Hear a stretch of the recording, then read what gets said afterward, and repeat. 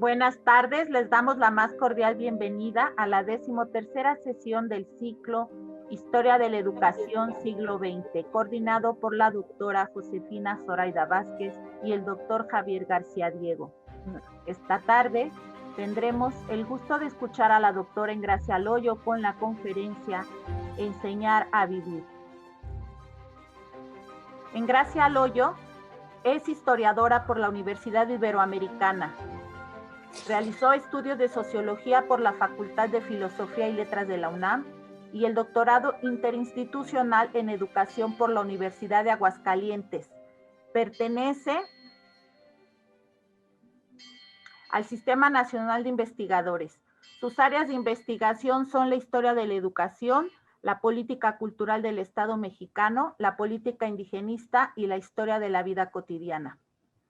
Temas sobre los que ha publicado numerosos trabajos como La Casa del Pueblo y el Maestro Rural Mexicano, Gobiernos Revolucionarios y la Educación Popular en México, de 1910 a 1934. También ha participado en la coordinación de la serie Biblioteca Pedagógica, editada por la SEP, de 50 antologías. Además, ha publicado diversos artículos en revistas nacionales y extranjeras y numerosos capítulos de libros. Como docente, imparte el Seminario Política Cultural del Estado Mexicano en el Doctorado de Historia del Centro de Estudios Históricos del Colegio de México desde 2002. Asimismo, impartió por más de 20 años el curso Historia de la Educación en México, siglo XX, en el Colegio de Pedagogía de la Facultad de Filosofía y Letras de la UNAM. Ha sido profesora visitante en San Diego State University de 1989. Formó parte del Seminario de Historia de la Educación del Colegio de México y del Seminario de Historia de la Vida Cotidiana, en el Centro de Estudios Históricos también del Colegio de México. Participó en el Seminario sobre Indigenismo en el CIESAS y diversos cursos y seminarios en varias universidades como la Universidad Autónoma de Aguascalientes, la Universidad Pedagógica Nacional, entre muchas otras. En el área de divulgación ha participado en numerosos congresos y seminarios en México y en el extranjero. Muchas gracias, doctora. Adelante, por favor. Muchas gracias a ustedes, muchas gracias a la doctora Josefina Vázquez por esta invitación, lo mismo que a la Academia Mexicana de la Historia y a su presidente, el doctor Javier García Diego. No es la primera vez que estoy aquí para impartir una plática en la Academia y tampoco es la primera vez que festejo, que doy una plática para festejar un aniversario de la Secretaría de Educación Pública. Siempre me ha sido muy grato estar en la Academia porque pues el público siempre ha sido muy generoso, muy acogedor y en esta ocasión siento mucho no poder verlos y no poder sentir realmente su apoyo. Pero bueno, espero que estén ahí y espero que esta charla sea de su interés. Mi tema es la política educativa de la Secretaría de Educación Pública en el medio rural. Me voy a dedicar fundamentalmente a lo que es la política educativa oficial, o sea, a los medios, instituciones, estrategias, mecanismos, las normas a las que acudió la Secretaría de Educación Pública para llevar la educación en el medio rural. Para los gobiernos de la posrevolución, la educación fue un elemento clave. Era una manera de legitimar, primero de legitimar su gobierno y después un instrumento muy importante para la reconstrucción del Estado, que había sido destruido por la revolución. Para estos gobiernos, fundamentalmente para el grupo de los sonorenses, para los tres presidentes que ocuparon la silla presidencial durante la primera década del siglo, era una manera de fortalecer una nación, de construir una nación unificada y además de extender saberes comunes a toda la población. Era muy, muy importante tener este instrumento de la educación escolar para tener un acercamiento con el pueblo. El pueblo se había levantado en armas con la bandera de tierra y escuela. Era mucho más sencillo para ellos dar escuelas para no hacer cambios estructurales que podían lastimar a la nación. Álvaro Obregón decía que estos primeros años de la posrevolución eran años de convalescencia. El país era un enfermo que estaba convaleciente y por lo que tener cuidado y no había que buscar mutaciones o algo que pudiera lastimar la estabilidad del país. Entonces, bueno, fue muy importante apoyar la educación y difundir la educación, sobre todo en el medio rural. No voy a hacer simplemente una historia desde arriba.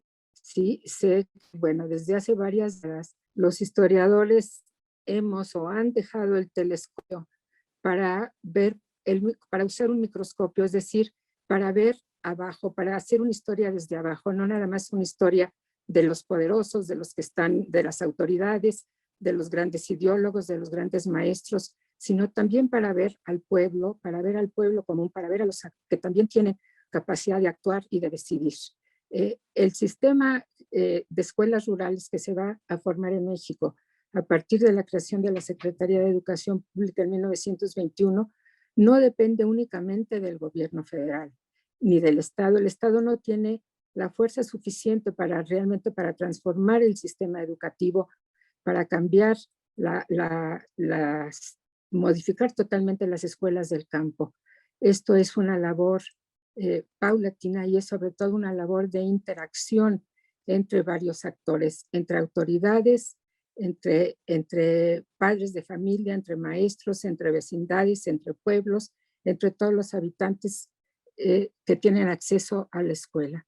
Entonces estamos ante una visión de conjunto. No solamente me voy a referir, como les digo, a la política de la Secretaría de Educación Pública, pero sí es importante conocerla y ver también, sobre todo, la diferencia entre la teoría y la práctica. Una cosa es lo que quisieron hacer y una cosa son las reglas, las disposiciones, los recursos que emplearon y otra es cómo todo esto fue aceptado o recibido por el pueblo. Entonces, bueno, empiezo después. También quiero hacer la aclaración de que es bastante compleja, es bastante complejo el estudio de la educación rural en el campo, por una razón que ya han apuntado antes de mí algunos de mis colegas, por la gran diversidad del país. México, como ya lo han dicho también muchos ideólogos, muchos pensadores, México es un mosaico cultural, es un verdadero caleidoscopio de historias, de reacciones, de costumbres, de usos. Entonces es muy difícil hacer una historia general, es prácticamente imposible. Estamos prácticamente ante un rompecabezas al que le faltan todavía varias piezas, uno tiene que armarlas con lo que tiene y quedan desde luego muchos huecos, muchos espacios que no se pueden llenar por falta de conocimiento, porque hacen falta, como ya comentó también alguna colega mía en su exposición, hace falta muchas historias regionales. Las diferencias no son solamente entre las regiones del país, o sea, la región del norte, la región del centro, la región del sur, sino ni siquiera de entre las entidades, sino dentro de las mismas entidades hay a veces diferencias abismales entre un municipio y otro, entre una vecindad y otra, entre un pueblo y otro pueblo, en fin, verdaderamente tenemos, como les digo, una miríada de historias locales que todavía no acabamos de conocer. Pero a pesar de esto, bueno, se pueden resaltar ciertas semejanzas, ciertos patrones que se van repitiendo una y otra vez y que sí nos pueden dar un cierto acercamiento de lo que fue la educación rural en estos años. Quisiera pasarles a ustedes un cuadro. Sí, quisiera yo mostrarles este cuadro de lo que era México en vísperas de la Revolución, que es muy parecido a lo que se va a encontrar Vasconcelos cuando llega a ese montón de ruinas, como él lo dice, de lo que antes era un ministerio. ¿Sí? La población total son un poco más de 15 millones de habitantes. El índice de pobreza, como ustedes pueden ver, es de 55,9%. 79% de los habitantes vivía en el campo. 68,1% se dedicaba a tareas agrícolas. No todos eran campesinos dedicados a tareas agrícolas, por supuesto. Había artesanos, había trabajadores de las minas, había comerciantes, había medieros, en fin. Pero sí una alta proporción de los que vivían en el campo se dedicaban a labores agrícolas. Y lo que es muy importante es saber que 71% vivían en poblaciones de 2.500 habitantes y 36.000 de ellas tenían menos de 500 habitantes. Incluso la cifra que yo encontré es que estas 36.000 tenían menos de 150 habitantes. Existían 49 grupos étnicos y 72 idiomas indígenas. 13% de la población hablaba solo una lengua indígena. 75.9% de la población era analfabeta. Esta última cifra es muy cuestionable porque hay diferentes índices de analfabetismo y no se sabe si todos ellos, bueno, por ejemplo, si toma en cuenta los mayores de 5 años únicamente y no está tomando en cuenta toda la población, porque si tomamos en cuenta toda la población, pues el índice desde luego es mucho menor. Esta es el escenario de México en vísperas de la Revolución, pero es muy parecido al escenario que va a encontrar Vasconcelos en los años 20. Pasamos a al siguiente cuadro, por favor. Sí. En los años de la posrevolución, en 1920, cuando llega a la jefatura del departamento Vasconcelos, la población ha incluso disminuido por la lucha armada, por las emigraciones, por la desnatalización, como le llaman, por las epidemias, en fin. La población que se dedica a la agricultura prácticamente viene siendo la misma, el índice de analfabetismo apenas ha bajado, el índice de pobreza lo mismo, y el 10% de la población habla solo una lengua indígena. En cuanto a esto, también hay diferentes indicadores y tenemos diferentes cifras. Hay quienes hablan de 10 millones de indígenas, como por ejemplo en una de las obras de Gamio. Gamio menciona una población indígena de cerca de 10 millones de habitantes y Moisés Sáenz en alguno de sus trabajos habla de 4 millones de habitantes. Entonces realmente no tenemos una cifra exacta de cuántos eran indígenas ni cómo se clasificaba un indígena, si por la lengua, por sus costumbres, en fin, hay muchos indicadores o muchos factores, pero generalmente se tomaba como la lengua como el factor para definir a un indígena. En 1933, y salto hasta 33, para hacer ver cómo las condiciones de pobreza en el campo se prolongan durante muchos años, solo 14% de la población rural y 1.6% de la población rural tenía agua potable, ¿sí? Y en 1940, 80% de la población no tenía acceso ni al drenaje ni al alcantarillado. Esto nos hace ver que durante estas 2 décadas, este fue el escenario que se enfrenta la política, bueno, los emisarios de la política educativa de la Secretaría de Educación Pública se encuentran con un medio verdaderamente muy difícil en un medio muy difícil de trabajar, sobre todo por el gran aislamiento de la población, esta cantidad de pequeñas poblaciones que eran prácticamente inaccesibles y además poblaciones donde no había pues prácticamente ningún tipo de servicio, ¿sí? ¿Cómo va a responder la Secretaría de Educación Pública a todos estos retos? Esto es una de las cosas que vamos a ver, voy a mostrar en esta exposición, ¿sí? Bueno, ya Adolfo, yo creo que podemos retirarlo. No quiero ya, también este cuadro se puede retirar. No quiero detenerme mucho en hablar de José Vasconcelos porque ya ha habido exposiciones excelentes sobre su personalidad, su impetuosa personalidad, su impaciente genialidad, como le llama algún historiador. Su biografía también ha sido analizada y también se ha hablado mucho de cuáles fueron los antecedentes de su actuación en la Secretaría de Educación Pública.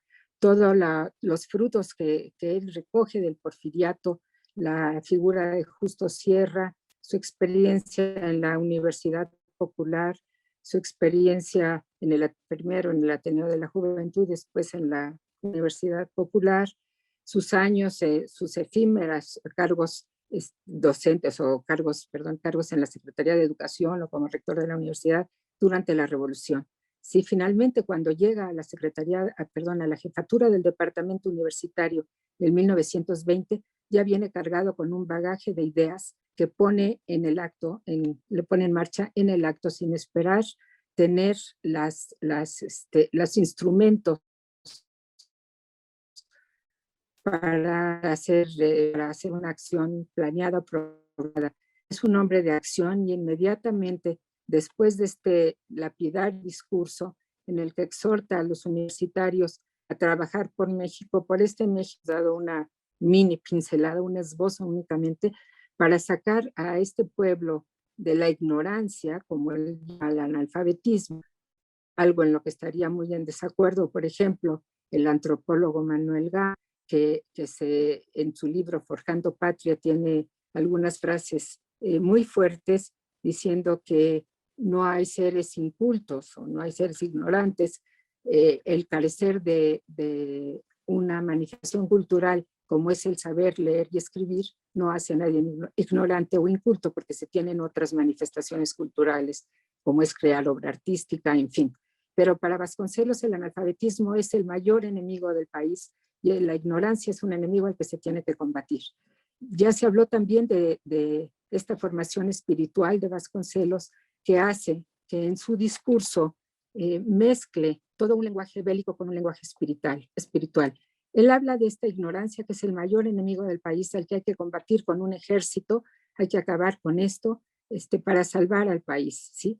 Y al mismo tiempo habla de una cruzada de abnegación, de generosidad, la salvación, en fin, es un vocabulario doble, pero un vocabulario que verdaderamente conmueve a la población y mueve el espíritu de la clase media, de los universitarios, de los alumnos de la preparatoria, de mujeres a las que convoca a participar en este cuerpo voluntario de educación, de alfabetización. Para Vasconcelos este es un paso muy importante, esta campaña nacional de alfabetización es un paso muy importante para otro paso que quiere dar, un paso adelante, que es crear un Ministerio de Educación Federal. Para realizar este proyecto, comienza un peregrinaje con varios de sus seguidores, con varios de sus excompañeros del Ateneo, por ejemplo, y jóvenes intelectuales que lo acompañan en un peregrinaje por toda la República para convencer a los poderes locales de la bondad de su proyecto, el proyecto de federalizar la enseñanza. Y aquí quisiera yo hacer un pequeño paréntesis para decir que en el vocabulario, en el discurso, por lo menos de Vasconcelos, no sabemos si verdaderamente pensaba en esto, pero en su discurso lo dice, federalizar no era centralizar. Él no pretendía restarle facultades a los estados ni inmiscuirse en la educación local, en la educación de las diferentes localidades del país. Él lo único que pretendía, y palabras más, palabras menos, cito, es extender su manto generoso, dar un apoyo, brindar apoyo a los poderes locales, a los estados, para hacer más eficiente la obra de educación nacional. Entonces, esto lo repite una y otra vez, no deseamos centralizar ni deseamos restar poderes a los gobiernos locales o a los poderes locales, perdón. Lo único que queremos es contribuir a mejorar la educación. Queremos que la educación llegue hasta el último rincón y que el gobierno tenga presencia, el gobierno federal tenga presencia en la República. Con esto lo lleva a la práctica realmente. Los estados aceptan esta federalización. Algunos son renuentes, como por ejemplo el estado de Veracruz, que sí que deja muy claro que esta federalización no es centralizadora. O sea, comienza esta federalización simplemente como un movimiento de ayuda, de apoyo a los estados. Vasconcelos logra, como sabemos, la creación de la Secretaría de Educación Pública, aunque no exactamente como él la programaba. Él quería 3 departamentos, el departamento escolar, el departamento de bibliotecas y de bellas artes, pero en el seno de en las discusiones de la Cámara se impone un departamento más, dos departamentos más. El de campaña contra el analfabetismo, que es departamento efímero, lo mismo que el departamento de cultura indígena. Vasconcelos no estaba de acuerdo con este departamento. Él pensaba que los indios o los indígenas, se usa indistintamente cualquiera de los dos términos, eran un factor más de la nacionalidad y estaba en contra del modelo norteamericano de segregarlos en reservaciones. Pero bueno, aunque él en sus memorias dice simplemente que aparece en los otros dos departamentos, aun cuando estaba en contra, bueno, aceptó los dos departamentos y fue el primer secretario, como sabemos, el primer secretario de esta recién creada Secretaría de Educación Pública. Esta secretaría comenzó realmente a llevar a cabo este proyecto de Vasconcelos de ayudar a los estados, firmando convenios con varios de ellos y ayudándolos de diferente manera. Los convenios eran distintos.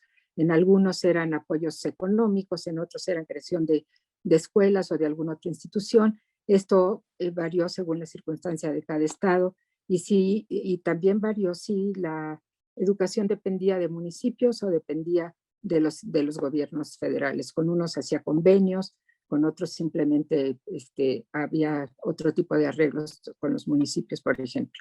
Bueno, así fue expandiéndose poco a poco el sistema educativo.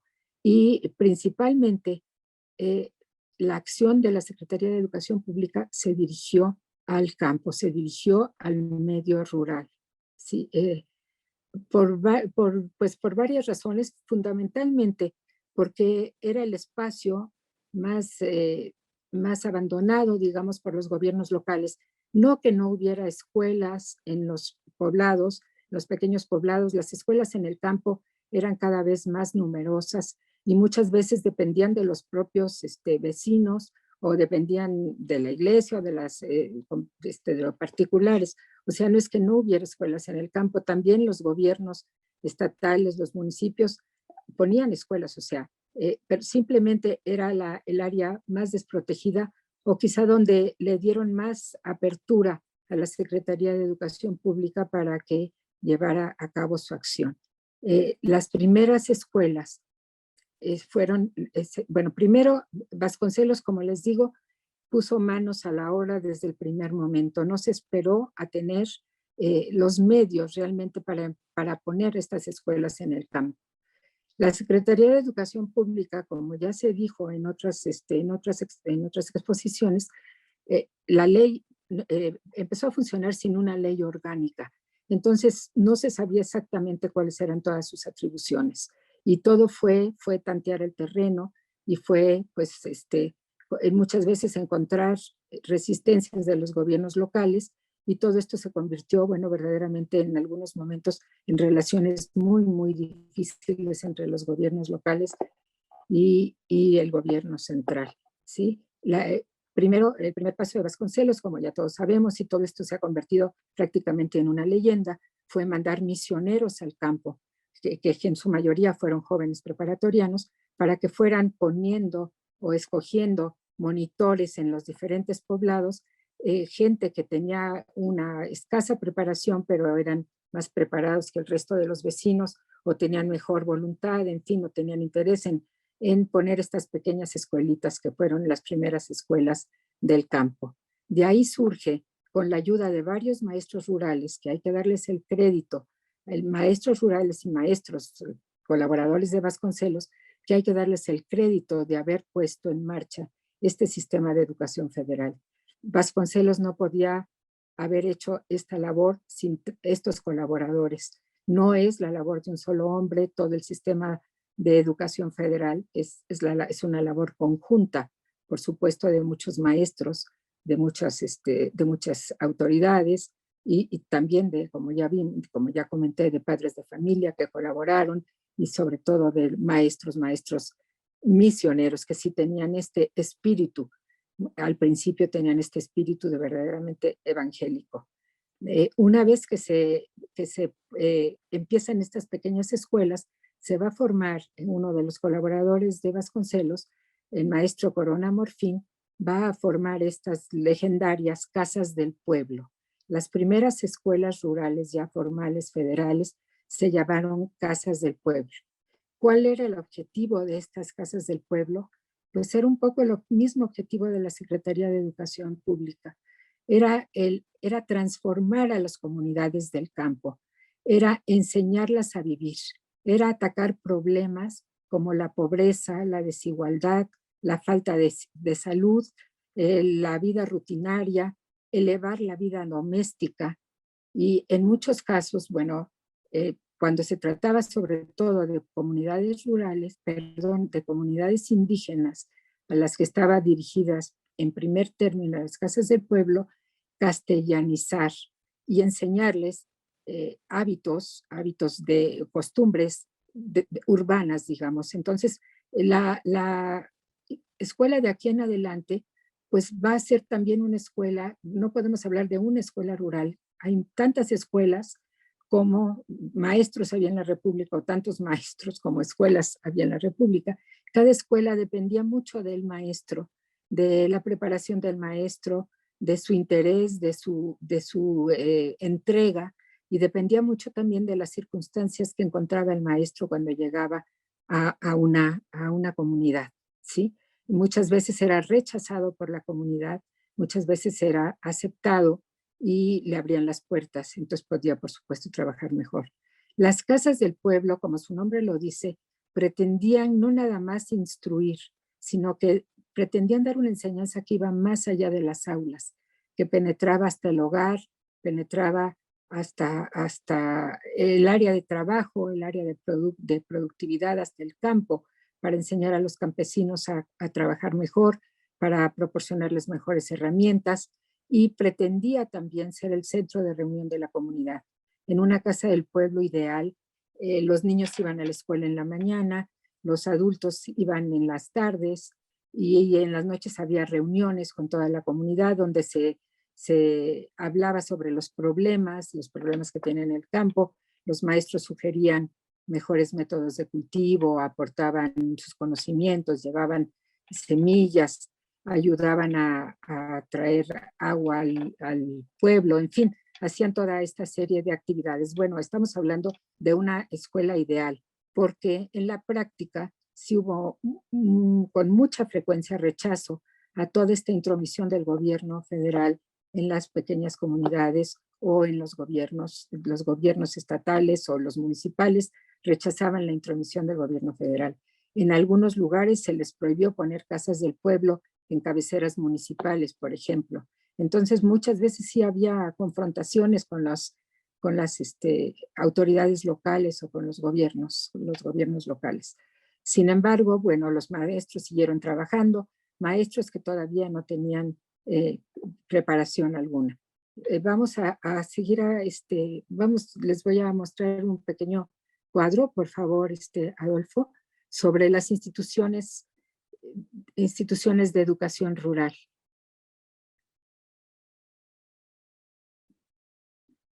Bueno, estamos hablando primero de las casas del pueblo, que son estas primeras instituciones que se forman para educar a la comunidad. Y esto es muy importante decirlo. Una de las características esenciales de esta educación rural federal es que no es una educación para los niños, es una educación para toda la comunidad, porque había esta creencia o esta observación que hacían las autoridades de que si educaban a los niños en la escuela, cuando llegaban a su casa, en la familia los deseducaban. Y se referían principalmente a la enseñanza del castellano, del español.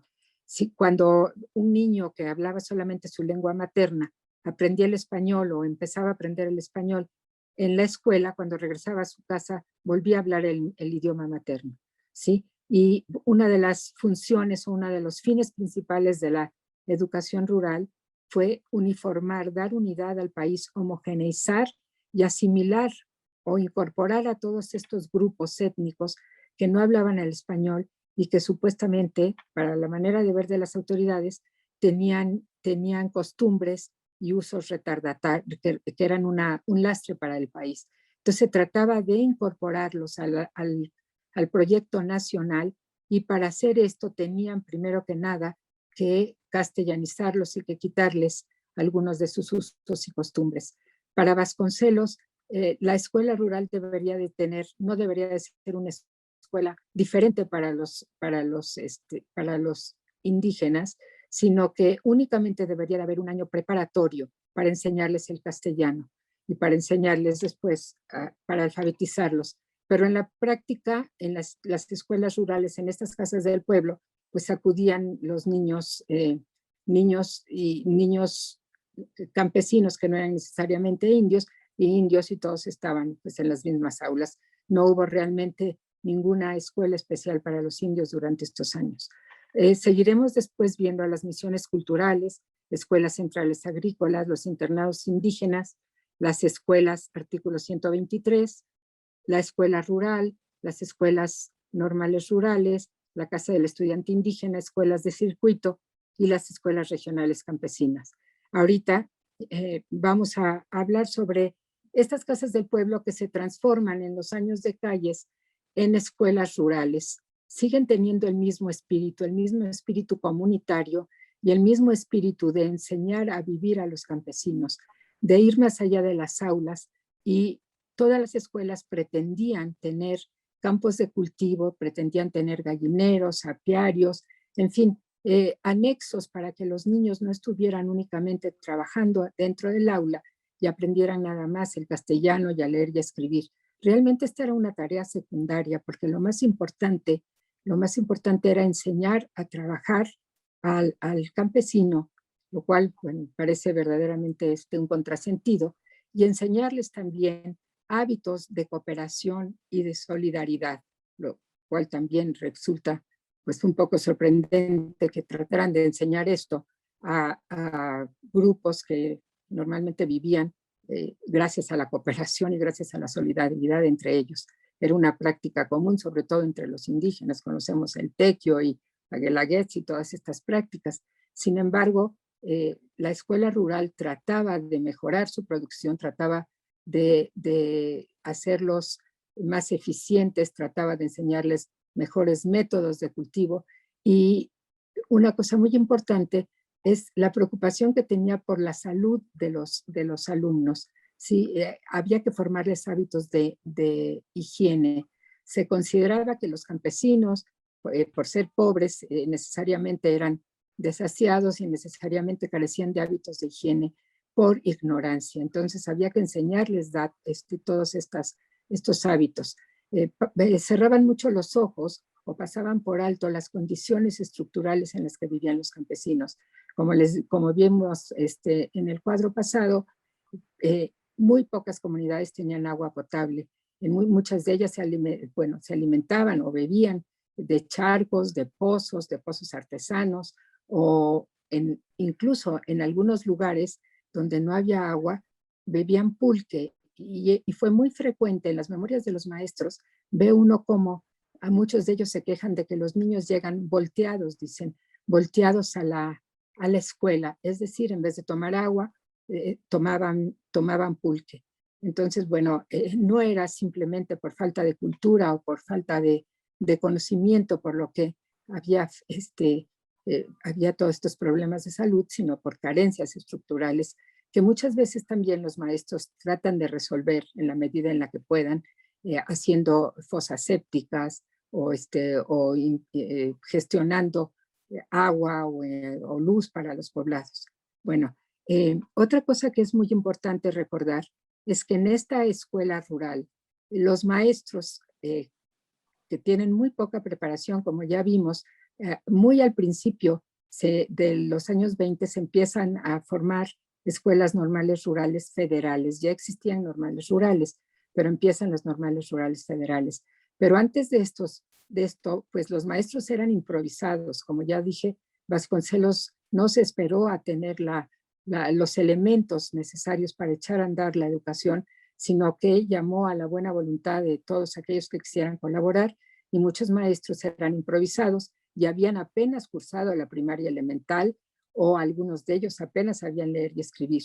Pero estos maestros que llegaron a estas comunidades o que salían de las mismas comunidades no siempre eran bien aceptados. ni tampoco la escuela era bien aceptada porque era algo innecesario, no nada más innecesario para la comunidad, sino muchas veces era un estorbo. Los niños eran fuerza de trabajo en las comunidades rurales. Los niños tenían que cuidar a sus hermanitos en la casa, ayudaban a sus padres con el pastoreo, con el ganado, iban al mercado, los días de mercado ayudaban a sus padres a vender, y en fin, y esto, la escuela resultaba un estorbo para las tareas. La escuela tuvo que adaptar, muchos maestros tuvieron que adaptarse a las condiciones de las comunidades si querían tener una escuela, si querían realmente que la escuela progresara. Y entonces lo que hacían era alterar el calendario de la Secretaría de Educación Pública y el día de descanso era el día del mercado o bien el horario de entrada se tenía que adaptar a los trabajos de los niños, los turnos de las escuelas también tenían que adaptarse al trabajo de los niños y muchas veces hubo maestros que permitieron, por ejemplo, a las niñas que llegaran con sus hermanitos pequeños que tenían que cuidar, que asistieran a clase con ellos y también que trajeran sus trabajos a la escuela. Yo leí una memoria de un maestro que sus alumnos tallaban ixtle y entonces no podían ir a la escuela porque tenían que estar tallando ixtle y entonces concertó con los padres que trajeran el ixtle y lo tallaran en la escuela mientras aprendían algún, no sé, algún conocimiento académico, digamos, o se les enseñaba a leer, escribir, en fin. Pero entonces la escuela se fue adaptando a las comunidades y las comunidades fueron un poco marcando el paso de lo que debería de ser la escuela. Para ellos era muy sorprendente, por ejemplo, el reloj de la escuela, era una práctica que no conocían, ellos se guiaban por el sol, por la salida del sol, se guiaban por las estaciones, no por calendarios escolares. Entonces todo esto tuvo que ser una adaptación y para la Secretaría de Educación Pública fue un aprendizaje también, fue un aprendizaje conocer estas comunidades rurales que eran desconocidos para ellos. Además de la escuela rural, una de las agencias más importantes en el campo fueron las misiones culturales, que eran, bueno, las misiones culturales no fueron creación de Vasconcelos. No se sabe exactamente de quién fue la paternidad de las misiones. Se habla de que si fue la maestra Elena Torres, si fue José Gálvez, en fin, hay varios bueno, a varias personas o varios personajes a los que se les atribuye esta creación de las misiones, pero Vasconcelos las impulsó, por supuesto, como impulsaba y aceptaba muchas de las innovaciones de los maestros, aun cuando en algunos casos, como veremos más adelante, no estaba totalmente de acuerdo con ellos. Las misiones culturales eran cuerpos ambulantes formados por maestros, maestros estos sí especialistas, un maestro académico, un maestro agricultor, un trabajador social, en fin, eran 8 o 9 maestros inicialmente que iban de comunidad en comunidad para preparar a los maestros en servicio, estos maestros que no tenían todavía título para trabajar. Y estas misiones, en un principio, bueno, la primera misión, la de Zacualtipán Hidalgo, que llega a Hidalgo, que era un pueblo donde se cultivaba manzana y además eran curtidores, esta primera misión fue pues un tanto experimental, fue conducida por Rafael Ramírez y Rafael Ramírez eh, eh, notó que más que los maestros acudía la comunidad entera. Los maestros llevaban a sus alumnos porque pues, era horario de clase.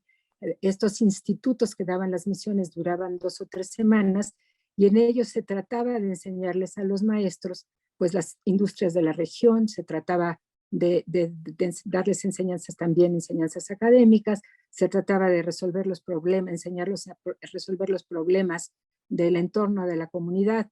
Estas misiones fueron proliferando después del éxito de la primera misión, ya no fueron únicamente formadoras de maestros, sino que también se convirtieron en agencias de desarrollo de la comunidad y comenzaron a proliferar y comenzaron a multiplicarse y a expandirse por todo el territorio. No siempre iban a los parajes más aislados y de difícil acceso, aunque algunas veces sí tenían que llegar en carreta o tenían que llegar los misioneros culturales a lomo de mula, como ellos decían. ¿Podríamos ver, por favor, las fotografías de la escuela rural? las imágenes de la escuela rural. Aquí hay una escuela rural, ¿sí? Que eran las escuelas que visitaban las misiones para enseñar, para capacitar a los maestros y también bueno, acudían muchas veces los alumnos que, como ustedes ven, algunas veces eran niños pequeños, ¿no? Pasamos la siguiente, por favor. ¿Sí? Muchas escuelas, como ustedes ven, eran escuelas totalmente improvisadas, ¿sí? No tenían ni siquiera un edificio completo. Muchas veces las construía el maestro y las construía la comunidad. Esta escuela también es visitada por las misiones culturales con buena respuesta de la comunidad. ¿Podemos pasar la siguiente, por favor? Aquí vemos, por ejemplo, los anexos, ¿sí? Los anexos en los que trabajaban los niños y las misiones culturales, los maestros. El maestro de agricultura enseñaba a los maestros de las escuelas rurales y a los niños también la mejor manera de cultivar la tierra o cuáles eran los cultivos más apropiados del lugar. Sí, pasamos la siguiente, por favor. Esta es una maestra rural, es un mural de Diego Rivera, que desafortunadamente no tuve la oportunidad de copiar todo el mural, pero es una maestra que está enseñando a los campesinos. Es un homenaje a la maestra rural. La siguiente, por favor. Este es un misionero cultural, un misionero que llegaba a caballo, ¿sí? Como llegaba, bueno, esto no es un caballo, es una mula, yo creo, que llegaban de cualquier forma a la comunidad, pero vean la vestimenta muy diferente de la comunidad a la que llegaban, ¿sí? Y llegaban muchas veces cargando, bueno, todo su equipaje para pasar 2 semanas en la comunidad. Se alojaban generalmente en escuelas o en las casas principales, en el Palacio Municipal. Pasamos la siguiente, por favor. Sí, bueno, una función muy importante de las misiones culturales era la educación por medio del teatro guiñol o por medio del teatro o por medio de murales que pintaban los muralistas. O sea, los muralistas importantes como Alba de la Camnal, Fermín Revueltas, por citar un par, se convirtieron en misioneros culturales una vez que Vasconcelos salió de la Secretaría de Educación Pública y que ya no fueron contratados por el gobierno de Calles para continuar pintando murales o decorando murales en la Ciudad de México. Entonces, muchos de ellos se convirtieron en misioneros culturales y lo que hacían era decorar los teatros al aire libre, decorar los guiñoles donde se hacían piezas que hacían los mismos maestros o hasta los mismos alumnos para educar a la comunidad o para mandar un mensaje. ¿Podemos ver las siguientes, por favor? Sí, este es un muralista pintando un mural. Desafortunadamente, prácticamente todos los murales han desaparecido.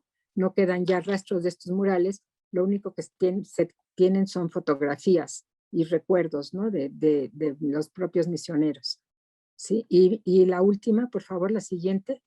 Este es un teatro al aire libre. Estos teatros van a proliferar durante los años de Emilio Portes Gil como un medio de educación que fue muy aceptado. En estos teatros al aire libre se mandaban mensajes.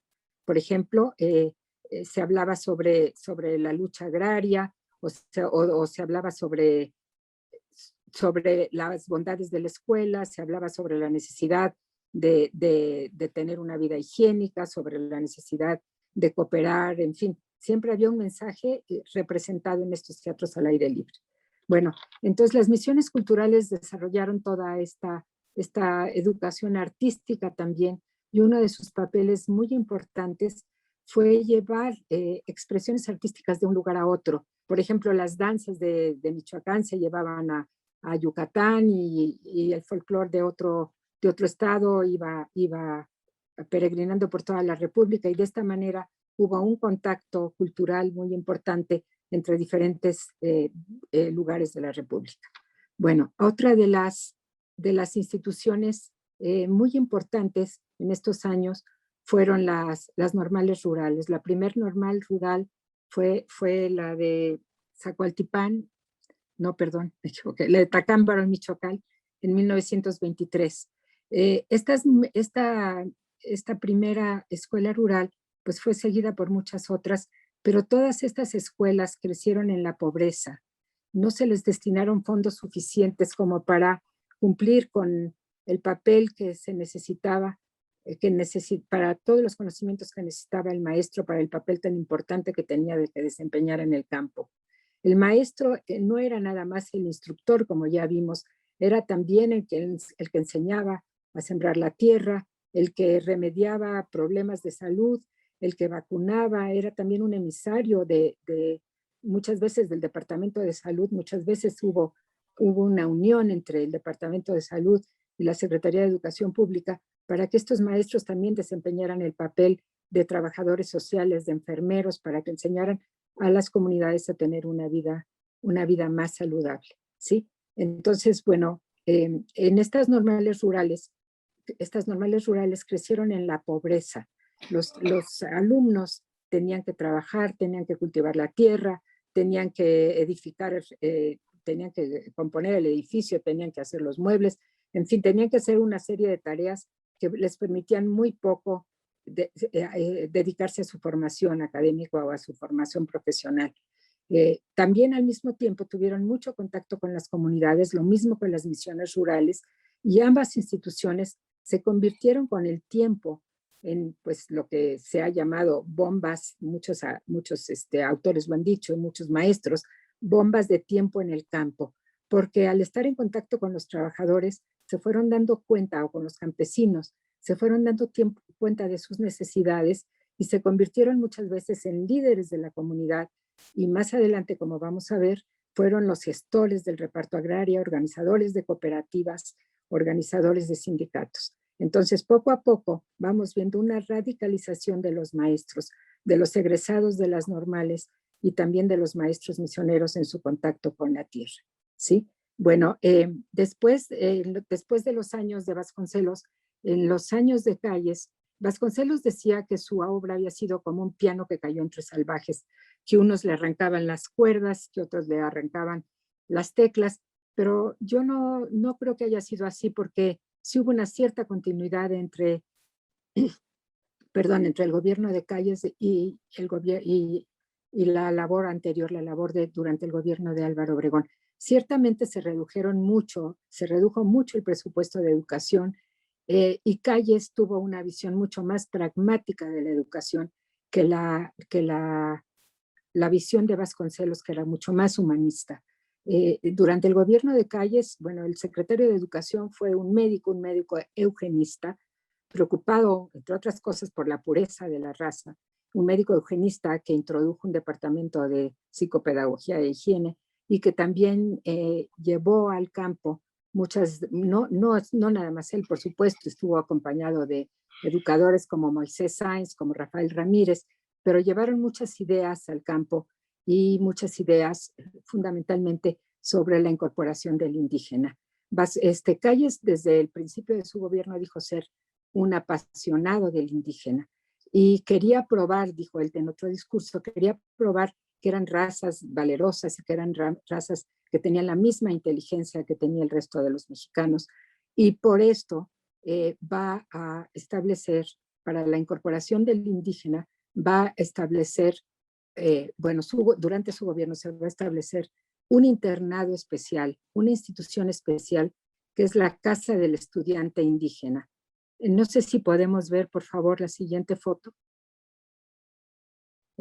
Yo les pongo esta imagen de la casa, antes de la Casa del Estudiante Indígena, porque es el modelo de Estados Unidos. Vasconcelos en sus memorias dice y se lamenta de que el gobierno posterior al de él haya seguido este modelo smithsoniano, decía él, que hayan copiado este modelo de Estados Unidos de segregar a los indios. Y yo tengo la impresión de que sí, las autoridades educativas de los años 20 del gobierno de Calles, fundamentalmente Moisés Sáenz, sí tenía puesta la vista en estos internados indígenas. Este es un internado que se puso en Estados Unidos en 1879, el internado de Carlisle, donde ustedes ven un indio que entra a este internado, que inmediatamente le quitan los rasgos indígenas, lo desindianizan, matan al indígena, como dice el autor de este libro es de Thomas Wallace, que se llama Educación para la Extinción, y lo convierten en un ser civilizado. Lo mismo pasa en México con la Casa del Estudiante Indígena. Si me pasan, por favor, la siguiente foto. Para probar que los indios tenían la misma inteligencia que el resto de los mexicanos, pero sobre todo buscando, seguramente con muy buena voluntad, buscando una mejor manera de civilizar a los indios para incorporarlos al proyecto nacional, tienen la idea, copiada yo pienso, de Estados Unidos, de traer un grupo de indígenas a la capital de la República, a lo que se llamó la Casa del Estudiante Indígena. Tenían que ser indios puros, indios de preferencia que nunca hubieran estado incorporados, decían las autoridades, para que estos indios aprendieran los modos civilizados de vivir y al mismo tiempo asistieran a las escuelas de la capital y después regresaran a sus comunidades como fermento de civilización entre los suyos. Iban a regresar con nuevas costumbres, con nuevas ideas, ya civilizados, y de esta manera iban a civilizar a sus vecinos o a sus familiares, al pueblo donde venían. Esta Casa del Estudiante Indígena tuvo un precio muy alto para los indígenas. Los indios, como ustedes ven, llegaron pues con sus vestimentas originales. Podemos pasar la siguiente, por favor. Y al poco tiempo estaban convertidos, igual que vimos al indio anterior, estaban civilizados, se les habían quitado todos sus rasgos indígenas, bueno, no los físicos, pero toda la vestimenta, se les había cortado el pelo, lo cual resultaba para ellos un gran atentado. Sí, el corte de pelo sobre todo era algo que para ellos era muy doloroso porque era una violación a sus costumbres. ¿Sí? El pelo para muchas etnias era símbolo de virilidad, o algunas etnias también pensaban que si se les cortaba el pelo en la otra vida ya no iban a tener castigos. En fin, había muchas creencias alrededor de esto y también pues tenían un gran aprecio por su vestimenta y por sus costumbres, y todo esto les fue quitado en la Casa del Estudiante Indígena.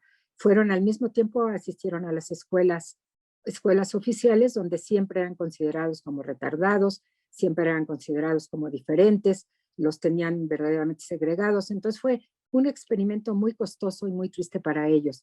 Muchos de ellos se enfermaron, muchos de ellos se trataron de huir de la casa y se perdieron en el camino, nunca más se volvió a saber de ellos. Pero bueno, para las autoridades fue un triunfo, porque además les aplicaron un montón de pruebas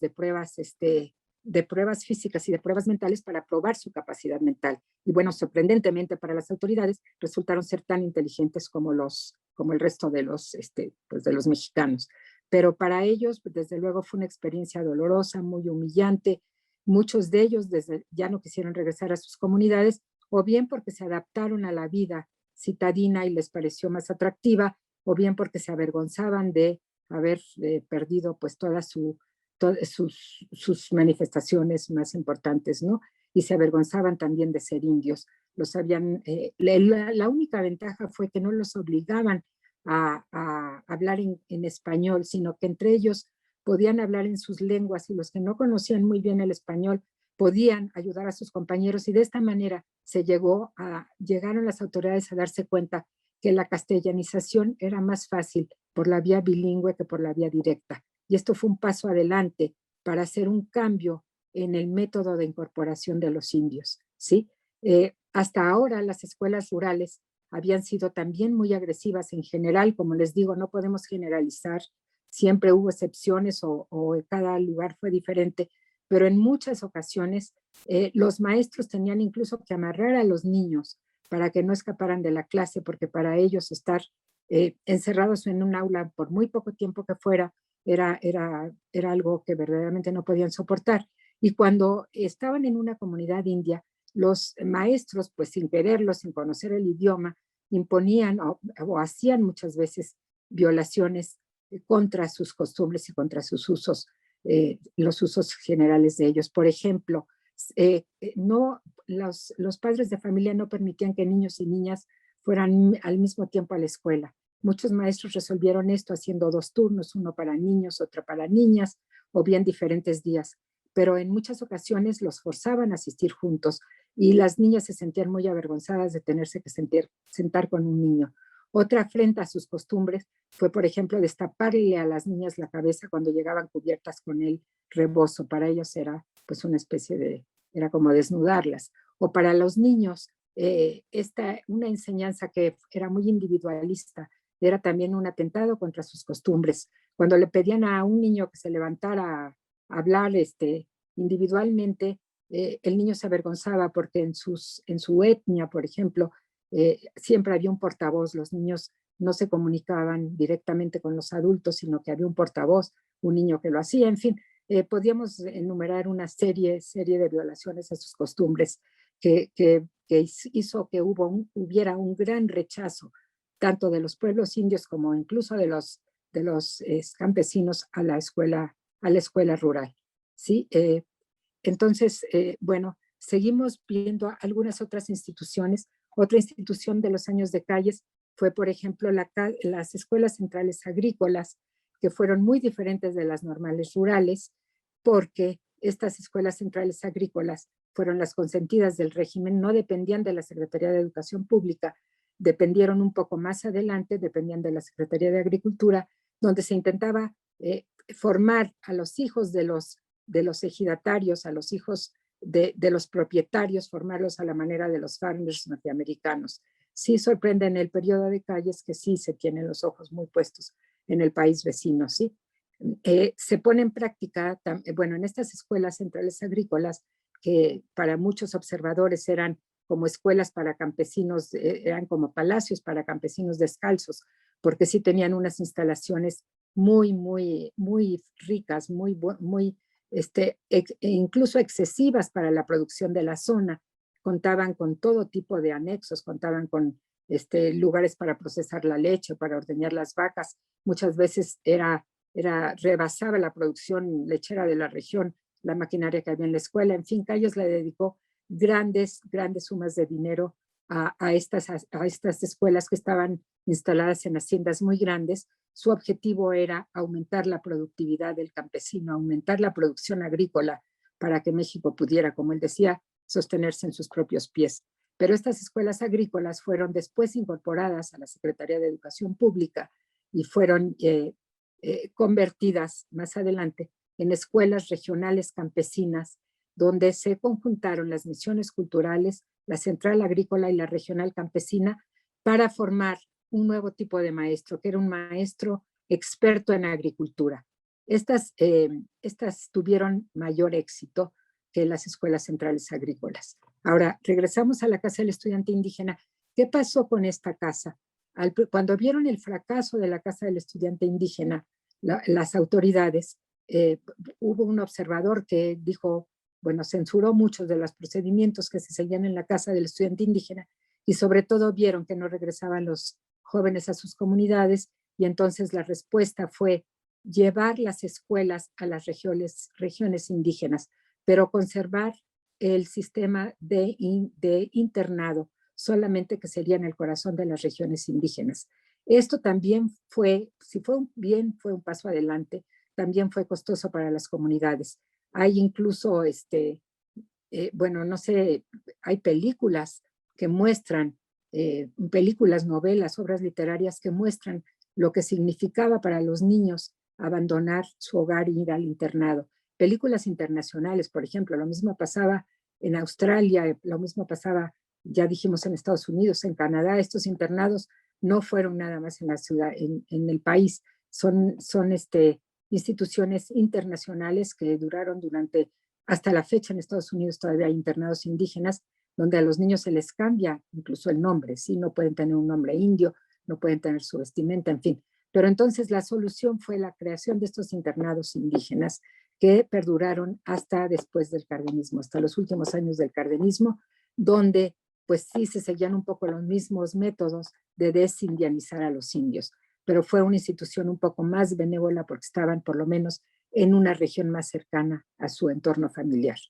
Y otra de las ventajas de estos internados indígenas fue que los maestros hacían reportes de las condiciones de las comunidades. De esta manera se llegó a tener un mayor conocimiento de lo que eran las regiones indígenas en el país, ¿sí? Bueno, otra de las instituciones importantes de estos años fueron las escuelas Artículo 123. Estas escuelas Artículo 123, como su nombre lo dice, se formaron a raíz de la proclamación del Artículo 123, su fracción 12 hablaba de las escuelas, de que las empresas agrícolas e industriales, tanto en el campo como en la ciudad, que estuvieran alejadas de un centro de población y tuvieran población de niños o de jóvenes que no hubieran cursado la primaria, tenían la obligación de poner una escuela. En un principio, estas escuelas, que les digo, están en las leyes de los estados desde el siglo XIX, prácticamente desde los años incluso en los años de Juárez ya hay escuelas, hay estas leyes en algunos estados. Estas escuelas quedaron a cargo de los estados y los estados pocas veces pusieron atención a estas escuelas Artículo 123, que siempre pues se ponían las escuelas en las haciendas o se ponían las escuelas en otras empresas agrícolas, digamos, pero sí eran unas escuelas descuidadas, eran escuelas donde los maestros estaban muy limitados por los hacendados, no podían enseñar más que el catecismo. Luis Cabrera, por ejemplo, nos escribe sobre sus memorias cuando fue maestro de escuelas en las haciendas. Entonces estaban muy limitados. Debido a su poco desarrollo, la Secretaría de Educación Pública las federalizó en los años en que durante el maximato, en los años que fue secretario Narciso Basols. Una vez que estas escuelas fueron federalizadas, tenían ya el apoyo de la Secretaría de Educación Pública y al mismo tiempo pues fueron una cuña para la Secretaría de Educación Pública y el gobierno federal para penetrar en algunos territorios donde no habían tenido presencia. Y los maestros de las escuelas Artículo 123, ya en los años del maximato, antes del cardenismo, comenzaron a tener la consigna de fijarse en que se cumplieran algunas leyes, como la Ley Federal del Trabajo, la Ley del Salario Mínimo, y a denunciar los abusos que había los abusos o el incumplimiento de todas estas leyes. Entonces, estos maestros, Artículo 123, que estaban en contacto directo con los trabajadores, también fueron radicalizándose con los años y también se fueron convirtiendo en agitadores, en organizadores de maestros, en organizadores de campesinos y fueron pues también, como les digo, pues podríamos llamar una especie de espías en el campo y por lo tanto los hacendados que todavía había muchas haciendas en el país, los hacendados, los empresarios agrícolas, los grandes propietarios comenzaron a buscar todo tipo de subterfugios para no poner estas escuelas Artículo 123, con lo cual se enfrentaron en muchas ocasiones con la Secretaría de Educación Pública. ¿Por qué se rehusaban a poner escuelas? Porque las escuelas, ¿cómo se rehusaban? Primero, diciendo que no tenían suficientes niños, llegaron al extremo de fraccionar ficticiamente sus haciendas para que no hubiera niños suficientes para poner escuelas, para no tener que cumplir con este requisito. Bueno, no es que se negaran tanto por el peso económico que representaban estas escuelas, sino como ya lo dije, porque eran realmente un espacio por donde el gobierno federal podía filtrarse y podía inmiscuirse en los asuntos locales. Entonces hubo mucha oposición en estas escuelas y se convirtieron realmente en un dolor de cabeza para la Secretaría de Educación Pública. Siempre hubo una lucha entre los empresarios, tanto agrícolas como urbanos, y la Secretaría de Educación Pública por estas escuelas, ¿sí?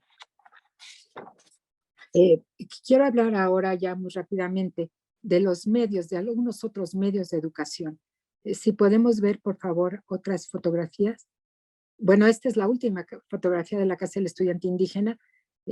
Como ven, los alumnos que llegaron con sus vestimentas originales están todos vestidos uniformados, de la misma manera que podemos ver en las fotografías de internados de Estados Unidos recibiendo al embajador de Guatemala, ¿sí? La siguiente, por favor. Bueno, en los años de Calles, uno de los medios que se utilizó para para difundir este mensaje civilizador en el campo y para civilizar, para castellanizar, para enseñar a leer y escribir a los campesinos, fue este libro Fermín.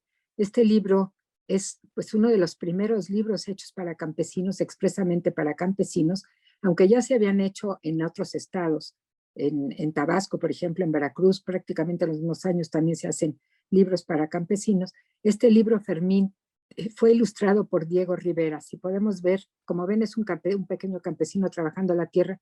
Podemos ver la siguiente ilustración. Este campesino, esta ilustración es de Diego Rivera, incluso está firmada, sueña con ir a la escuela y sueña también pues, con tener su propio caballo, en fin, son los sueños del campesino. El libro muestra la historia, Fermín es la historia de este pequeño campesino cuyo padre va a la revolución a luchar con Zapata por esta reivindicación de tierras y escuelas, y finalmente, bueno, el libro está ilustrado, tiene unas ilustraciones bellísimas que pues no pude sacar aquí. Finalmente triunfa el triunfo de la revolución, la familia de Fermín recibe tierras y Fermín puede ir a la escuela y después participa incluso en el constituyente, donde es uno de los diputados o uno de los voceros para los cambios constitucionales, los cambios sociales de la Constitución mexicana. Esto es uno de los libros que se usaron durante los años de Calles, pero hubo otros textos también, como el texto El Sembrador, de los años del Maximato, si podemos ver más adelante, por favor. Bueno, esta es otra ilustración de Fermín. Aquí está Zapata con la bandera de Tierra y Libertad, y por ahí está el Papa de Fermín que va a la lucha, y como les digo, al triunfo, bueno, obtienen muchas reivindicaciones. El siguiente. Esta revista del Sembrador es un órgano de la Secretaría de Educación Pública que se edita durante los años de Emilio Portes Gil, el primer presidente interino de estos años del Maximato, ¿sí? Portes Gil utiliza esta publicación no solamente como vocero de su gobierno, porque en las páginas del Sembrador muchas lecciones justifican su actuación como presidente, justifican por ejemplo, hablan del conflicto religioso, el conflicto religioso que se firma, los acuerdos del conflicto religioso se firman en 1929 y hay toda una lección sobre esto. Y se habla también del reparto agrario. Recuerden que el reparto agrario durante los años de Portes Gil fue pues incluso mayor que, bueno, haciendo la proporción que en los años de Calles. Portes Gil reanuda el reparto agrario que Calles ya había dado por terminado. Entonces, esta revista justifica muchas de las acciones de su gobierno, pero también es un instrumento para incorporar a los indios y para civilizar, para mandar este mensaje civilizador, para formar este hombre nuevo que buscan estos gobiernos, un hombre sano, un hombre productivo, moral, que pueda verdaderamente incorporarse a este proyecto nacional, ¿sí? Entonces, hay muchas lecciones donde se combaten los vicios, donde se invita al campesino a organizarse. Podemos pasar la siguiente, por favor. ¿Sí? Aquí está, por ejemplo, una madera, y también otro rasgo importante de esta revista son las ilustraciones, son ilustraciones de Leopoldo Méndez, bueno, no veo bien de quién, pero son ilustraciones de estos grabadores mexicanos tan importantes en estos años. Roberto Montenegro, creo que es esta ilustración. Es para apoyar la campaña de alfabetización de 1929, perdón, la campaña contra el alcoholismo, ¿sí? Una ilustración del Sembrador. Aquí aparece, como ven ustedes, un borracho y una mujer pues desolada, llorando, y atrás vemos a unos niños con pancartas que están tomando parte en esta campaña contra el alcoholismo, que fue una de las campañas, una de las banderas del gobierno de Portes Gil, que involucró a secretarías de Estado, e involucró a niños, adultos, y sobre todo involucró a las escuelas, las escuelas rurales, en las que se de la que formaron parte todos los alumnos. Fue una campaña nacional que duró muchos años y se repitió hasta finales de los años del cardenismo, por lo menos. ¿Sí? Entonces, esta es una ilustración que apoya esta magna acción de Portes Gil, que es la campaña contra el alcoholismo. Por favor, la siguiente. Esta es otra madera que ilustra una cooperativa campesina. Abajo, ya no salió en la ilustración, pero abajo hay todo un acta de cómo formar una cooperativa. Para los gobiernos desde Obregón, pero fundamentalmente para Calles y para estos gobiernos del Maximato, la organización en cooperativas era muy importante, era una manera de atenuar desigualdades en el campo y era una manera de capacitar a los campesinos para defenderse y para tener una mejor vida sin hacer cambios estructurales, ¿sí? Sin enfrentar al capital y al trabajo, digamos. Entonces la cooperativa los defendía del mediero, del acaparador, les daba mejor vida y además era una manera de ilustrarlos en muchos sentidos, ¿sí? Se les ilustraba, por ejemplo, aprendían a leer, aprendían a hacer cuentas, aprendían proyectos, que era uno de los métodos que se usaban mucho en el campo en estos años para la enseñanza, el método de proyectos, ¿sí? Entonces era un medio de enseñar a la población por medio de esta revista que se distribuía en todas las escuelas rurales, ¿sí? Era una revista mensual, bueno, no recuerdo ahorita si mensual o quincenal, pero se distribuía y hay muchas memorias de maestros, muchas entrevistas donde hablan de cómo había la hora de la lectura del sembrador o del maestro rural, que fue, digamos, la sucesora de esta revista y que se publicó unos años después, el maestro rural, donde también los maestros expresaban sus necesidades, expresaban sus inquietudes. Si pasamos a la siguiente. Este es el maestro rural, ¿sí? Que es otra publicación que duró también muchos años. Durante los años del cardenismo, el sembrador ya no se publicaba después y que sirvió también de vocero de los maestros y de intercambio de los maestros con la Secretaría de Educación Pública, ¿sí? Para expresar todas sus inquietudes, para recibir consejos, para recibir directivas. Había también un correo ilustrado para que los campesinos hicieran consultas. En fin, fue un órgano muy importante de enlace entre la Secretaría de Educación Pública y las escuelas rurales. Bueno, vemos entonces cómo durante los años del Maximato se va radicalizando la actuación del maestro y se va radicalizando también la política educativa de la Secretaría de Educación Pública.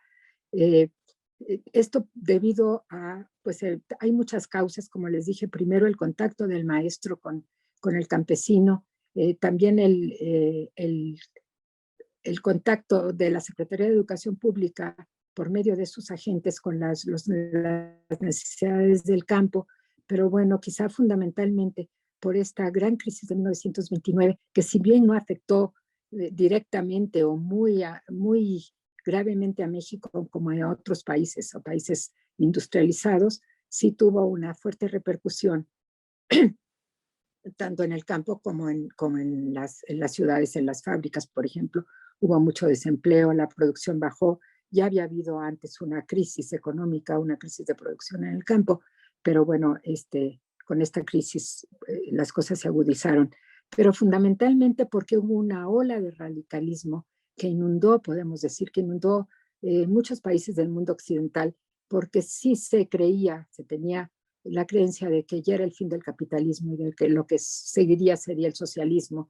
Entonces, algunos gobiernos o algunos gobernantes sentían la necesidad de preparar a los trabajadores o de preparar a los trabajadores del campo, de la ciudad, o de preparar a los alumnos en el conocimiento del socialismo. Las publicaciones sobre marxismo y sobre socialismo científico en estos años proliferan no nada más en todo el mundo, también en México. En México se publica y se vende el Capital y las obras de Lenin, de Marx, en las librerías así como bestsellers. No sé qué tanto se hayan leído, pero por lo menos sí se difundían mucho.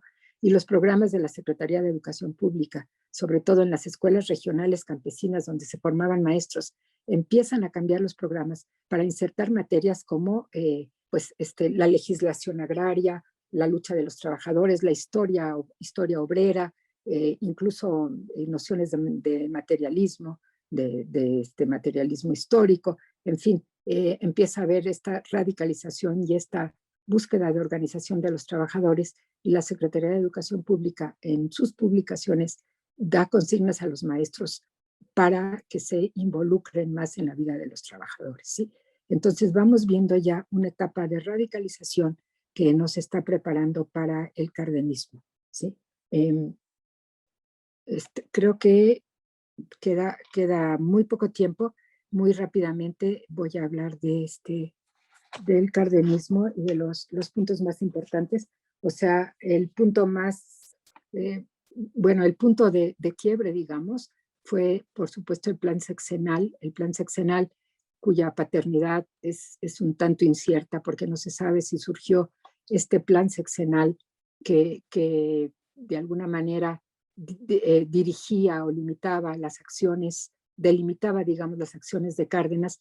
No se sabe si fue el grupo callista el que apoyó este plan sexenal, pero pues hay autores como Arnaldo Córdoba en su última obra sobre el Maximato, que dice que seguramente Cárdenas también estuvo involucrado en esta redacción del plan sexenal, porque para él fue su bandera de lucha, ¿no? Entonces seguramente ya sabía qué es lo que este plan sexenal contemplaba. Este plan sexenal, lo que más nos interesa de este plan sexenal es su apartado sobre educación, ¿sí? No va más allá del artículo tercero, va más allá del artículo tercero, no en un principio, digo, porque cuando cuando se organizan las discusiones del plan sexenal, se buscaba simplemente volver a hacer una educación laica, pero hubo una discusión muy grande en la comisión que analizaba el artículo, y muchos diputados, sobre todo diputados radicales del estado de Veracruz, del estado de Tabasco, propusieron una educación socialista. Esto fue muy debatido dentro del Congreso. No se sabe, se le atribuye mucho a Narciso Bassols el haber sido el autor de esta propuesta, digamos, pero en realidad no fue así. Narciso Bassols estaba a favor de la educación laica y no de la educación socialista. Él consideraba que la educación tenía que seguir siendo laica, y como les digo, fueron diputados radicales los que pues inclinaron la balanza para que fuera aceptada la educación socialista, que fue todo un año de debates, y en 1934 se cambió el artículo tercero constitucional para establecer la educación socialista. Pero en el plan sexenal también se estipulaba que la educación sería preferentemente para los trabajadores. No sería una educación para formar profesionistas, la educación superior no sería para formar profesionistas, sino para formar técnicos, y se daría preferencia sobre todas las cosas a la educación del campo, ¿sí? Entonces, bueno, se intensifican todas estas acciones a favor de los campesinos, a favor de las escuelas rurales, y muchos maestros, aunque no fue la consigna de las autoridades, pero muchos maestros radicalizan aún más sus acciones, y en algunas ocasiones, pues sí son muy agresivos y se extralimitan en sus actividades. De tal manera que empieza a haber una serie de enfrentamientos con autoridades locales, con los presidentes municipales, con los párrocos o con los curas del lugar, con los padres de familia, incluso, que rechazan la educación socialista por las exageraciones de estos maestros que hablan de socialismo marxista, aun cuando no todos estaban muy preparados o empapados en el asunto. Ponen a los niños a cantar la Internacional en vez del himno nacional, ponen la bandera rojinegra sustituyendo la bandera nacional. Pero bueno, también como en todos los casos de la educación rural, la aceptación de la educación socialista fue totalmente desigual y dependió de muchísimos factores. Dependió hasta de las relaciones del gobierno central con gobiernos locales, con gobiernos de las entidades. Entonces, no podemos hablar de la educación socialista así en general, sino para conocer realmente lo que sucedió, pues hay que seguir con estos estudios locales, estudios regionales, porque la diversidad fue también la tónica de la aplicación de la educación socialista. Para muchos maestros, la educación socialista, muchos de ellos se expresan y dicen, pues es lo que veníamos haciendo, veníamos pensando en la comunidad, veníamos pensando en enseñarles la cooperación, la solidaridad, en darles valores proletarios. Hablaban de valores proletarios porque eran valores superiores a los valores de la moral capitalista, que era individualista. Estos valores o esta moral proletaria abarcaba toda la sociedad y fundamentalmente se preocupaba por el bienestar del prójimo. Entonces, bueno, hay toda esta gama de posiciones en la educación socialista, pero sí hubo acciones muy violentas en contra de los maestros, de los maestros rurales. Vamos a ver uno de los medios por los que se trató de difundir esta orientación socialista. Bueno, primero se dice que hubo mucho desconocimiento, que los maestros no sabían lo que estaban haciendo, de lo que se trataba. La Secretaría de Educación Pública, por medio del Instituto de Orientación Socialista, trató de dio conferencias a los maestros sobre cooperativismo, sobre lucha de clases, sobre historia económica de México, en fin, trató de prepararlos para que pudieran desarrollar este programa de educación socialista que seguía un poco los patrones de lo que se llevaba en Rusia, que los temas eran naturaleza, trabajo y sociedad. Sí, como les digo, muy poco de esto se llevó a cabo y todo dependió del maestro. Pero sí hubo un intento por formar a los maestros en esto, ¿sí? Una de las cosas que hizo el cardenismo fue una serie de libros de texto que vamos a ver 2 o 3 imágenes a continuación, que eran una serie para los trabajadores de las escuelas nocturnas, otro para los niños campesinos del campo y otro para los adultos campesinos. ¿Sí? Podemos ver las siguientes ilustraciones, por favor.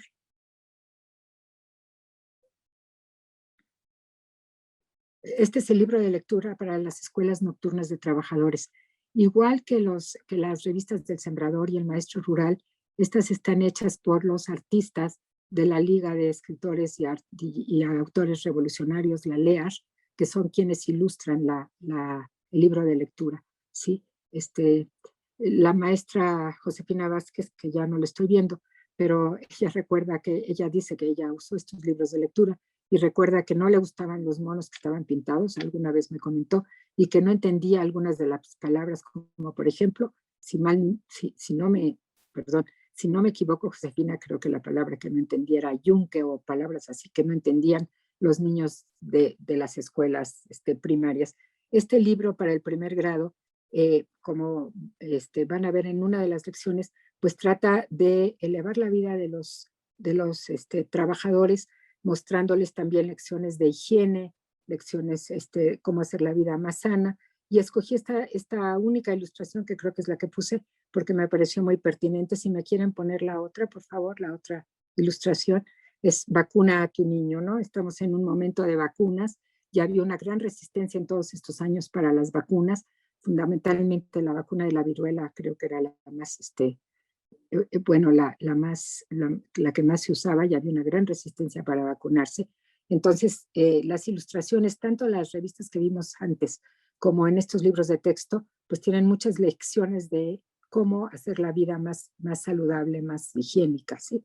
Pero también tienen todos estos libros de los trabajadores y también los de los niños, tienen muchas lecciones sobre lucha de clases, ilustran son libros, pues sí, son libros maniqueos donde presentan a los trabajadores que como todos son diligentes, honrados, trabajadores, productivos, y en cambio los burgueses, los empresarios siempre son malos, avaros, injustos, explotan al trabajador. En fin, están divididos los libros, sí, enfrentando a los trabajadores y a los empresarios, y también dan muchas lecciones importantes sobre la condición del país y sobre las medidas, sobre todo las medidas que toma Cárdenas para las reformas que llevó a cabo, sobre todo para el reparto agrario y la expropiación petrolera.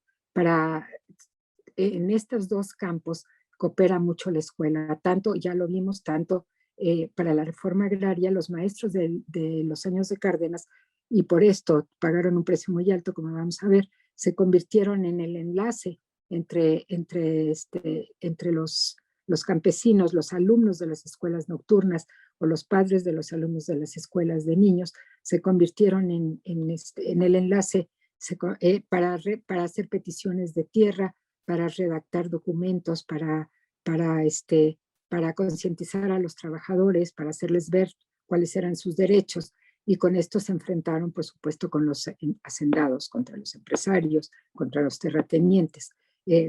Por otro lado, estos mismos maestros organizaban a los trabajadores en sindicatos y en cooperativas, lo cual también los enfrentó pues con fuerzas poderosas. ¿Sí? Esto, como les digo, tuvo un alto precio.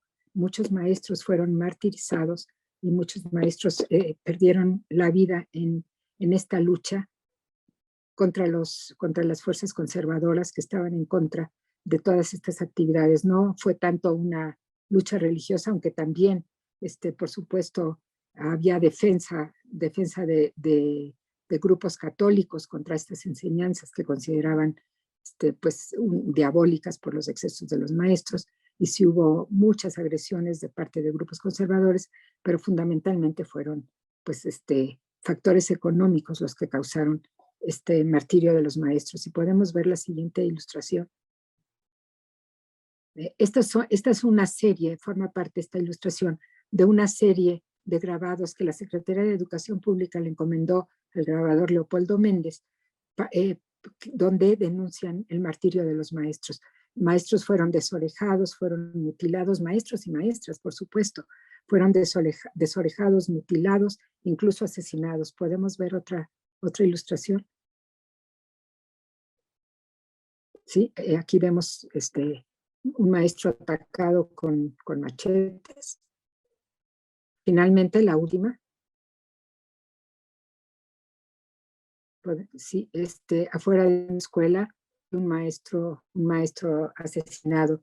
Esto no es nada más la imaginación del ilustrador o del grabador. Hay muchísimas memorias de maestros donde recuerdan que cuando eran niños tuvieron que ser testigos de la muerte o del martirio de alguno de sus maestros.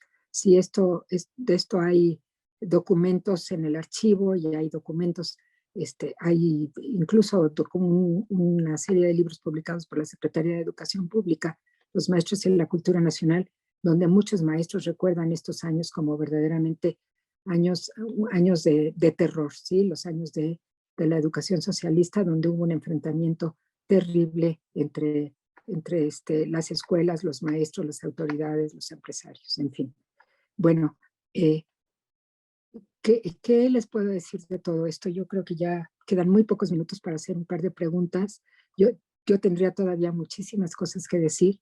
Lo único que tendría yo que decir es que los lineamientos de la Secretaría de Educación Pública, sus proyectos, su acción en el campo, en el medio rural, no fue unilateral, no fue una imposición desde arriba. La escuela fue mejor aceptada, donde participaba también la comunidad, donde las autoridades locales se ponían de acuerdo con la Secretaría de Educación Pública.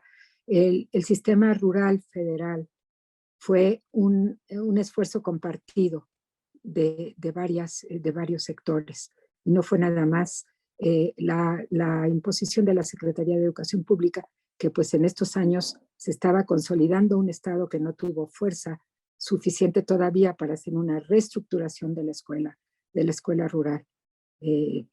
Podemos decir que hubo cambios muy importantes, hubo una concientización de los trabajadores, hubo una concientización también de los maestros de las necesidades de los trabajadores del campo, de los habitantes del campo, y de la misma Secretaría de Educación Pública, que fue modificando sus lineamientos y sus reglamentos, digamos, de acuerdo con las necesidades de los campesinos en muchas ocasiones. No siempre fue así. Como ya hemos visto, y digo para concluir, se ha creado una leyenda que en muchas partes, en muchos puntos es verdadera y en muchos puntos pues es una ficción. Pero de todas maneras yo creo que el esfuerzo de la Secretaría de Educación Pública en estos años fue muy valioso y dejó muchos frutos. Sí, con esto concluyo, y si hay alguna pregunta, pues con mucho gusto la contesto. Josefina, me da mucho gusto saludarla.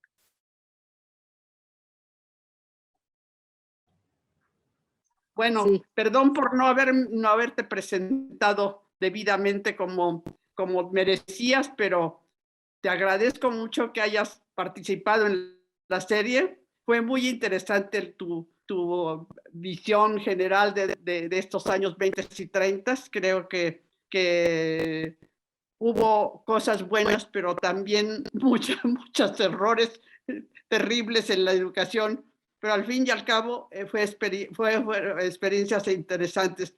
Me extrañó que no mencionaras nada del libro este libro de Carapan, bosquejo de una experiencia. Sí, es que no me daba tiempo que es realmente muy conmovedor. Sí, muy conmovedor para ver qué difícil era la experiencia en esos tiempos. No solo ver los errores, sino también las dificultades que hizo pues esa explosión de problemas sociales y con la educación lista, pero que nunca pudieron definir muy bien. Creo que fue muy interesante tu conferencia y te agradezco mucho que hayas participado. Perdón a los sí. oyentes que me retardé toda la sesión, y te dejo la palabra para que contestes algunas de las preguntas. Ya se extendió un poco la sesión. Mil gracias. Le contesto a usted primero de Carapan. Sí, por supuesto que es bien importante. Bueno. Lo que pasa es que tuve que dejar fuera muchísimas cosas porque no cabían. Claro que sí, a lo mejor era más importante que otras cosas que dije, pero bueno, sí traté de dar un panorama general. Creo que habría que hacer una conferencia especial sobre educación indígena, porque es otro tema muy, muy importante, ¿no? Que habría que haber profundizado más. Estoy de acuerdo con usted.